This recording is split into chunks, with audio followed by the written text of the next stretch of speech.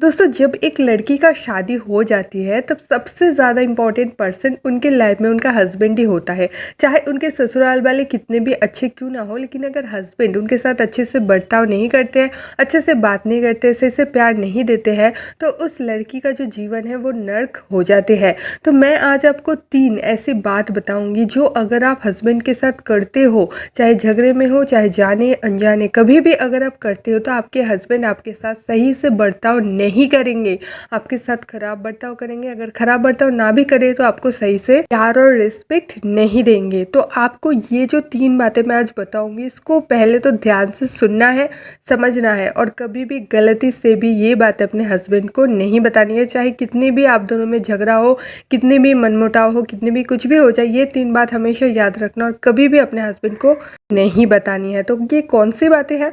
तो पहली बात अच्छे से सुन लीजिए, समझ लीजिए। पहली जो बात है दोस्तों, ये है औकात।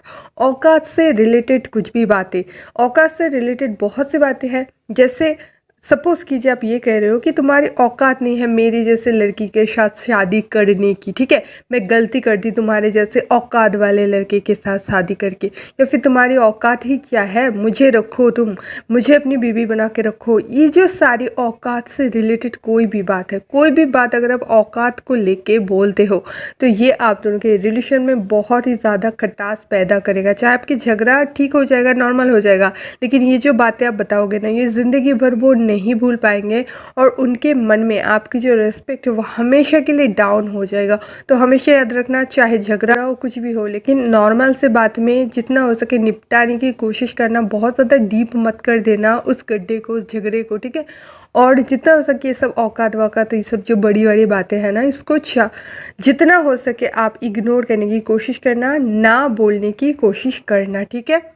तो अब दूसरी बात में आ जाते हैं। दूसरी कौन सी बात जो आपको अपने हस्बैंड को कभी भी नहीं बतानी चाहिए, और ये है दोस्तों पेरेंट्स को लेके कुछ भी बात, चाहे उनकी मम्मी के बारे में हो, चाहे उनकी पापा के बारे में हो, किसी के बारे में, चाहे वो लोग आपके साथ खराब बर्ताव भी करते हैं, तो आप अपने हिसाब से हैंडल कीजिए ना। हमेशा अगर अपने हस्बैंड के कान में उनके बारे में गलत बोलोगे, बुरा बोलोगे, तो आप ये सोच सकते हो कि आपके हस्बैंड आपके पक्ष लेंगे। अगर मान लीजिए सिचुएशन ऐसा भी है कि उनको लेना पड़ रहा है आपकी पक्ष, तो भी आप उनके नज़र में गिर जाओगे। एक बात हमेशा याद रखना, आपके हस्बैंड अपने 20-22 साल तक उस माँ बाप के साथ ही रहा है, फिर आप उनके लाइफ में गए हो, ठीक है। तो आपके साथ आपके ससुराल वाले के रिलेशन चाहे कैसा भी हो, लेकिन आपके हस्बैंड के अपने माँ बाप है वो, तो वो उनको बहुत ही ज़्यादा प्यार करते हैं, रिस्पेक्ट करते हैं। अब आपके साथ नहीं उनका बन रहा है तो आपके हस्बैंड ज़रूर बीच में पड़ जाते होंगे। कभी कभी आपका सपोर्ट करना पड़ता है, कभी कभी माँ बाप का सपोर्ट करना पड़ता है, कुछ भी हो, लेकिन अगर आप उनके बारे में बुरा भला कहोगे अपने हस्बैंड को कि तुम्हारी मम्मी ऐसी है वैसी है, ये वो, तो आपके हस्बैंड के नज़र में आप गिर जाओगे। तो चाहे तब तो झगड़ा मिट भी जाए, लेकिन ये जो बात आप कह देते हो ना, ये उनके दिमाग में रह जाता है और वो आपको कभी भी वैसा रिस्पेक्ट जैसा पहले करता था वैसा दिल से वो नहीं कर पाएगा। तो हमेशा याद रखना, कभी भी पेरेंट्स को लेके कुछ भी मत बताना, मतलब गंदे वर्ड्स, कुछ खराब वाहियात जो वर्ड होते हैं ना, वो कभी भी उनके पेरेंट्स को लेके मत बताना। तो 3 नंबर पॉइंट में आ जाते हैं। 3 नंबर जो बातें हैं जो कि आपको कभी भी अपने हस्बैंड को नहीं बताना चाहिए, लेकिन ये थोड़ा कॉम्प्लिकेटेड है, क्योंकि ये बात जो है आपको बताना पड़ेगा ही, लेकिन आपको हमेशा नहीं बताना चाहिए, ठीक है।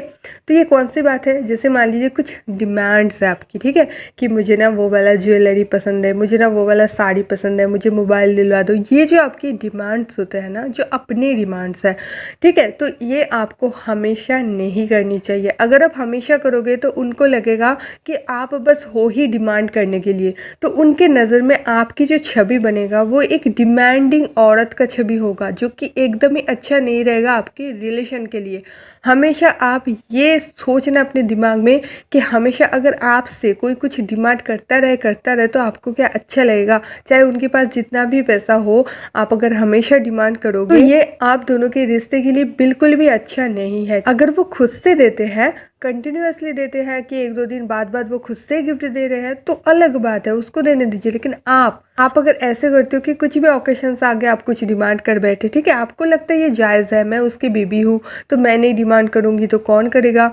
लेकिन दोस्तों अगर आप चाहते हो कि रिलेशन को अच्छा करने के लिए आपकी जो हस्बैंड है वो आपको हमेशा प्यार करे, रिस्पेक्ट करे, तो ये जो डिमांडिंग आदत है ना इसको सुधारना पड़ेगा। अगर आप हमेशा डिमांड करोगे, आप आशा करोगे कि वो आपको प्यार करेंगे, रिस्पेक्ट करेंगे, तो ये हो ही नहीं सकता है, ठीक है, एकदम पॉसिबल ही नहीं है।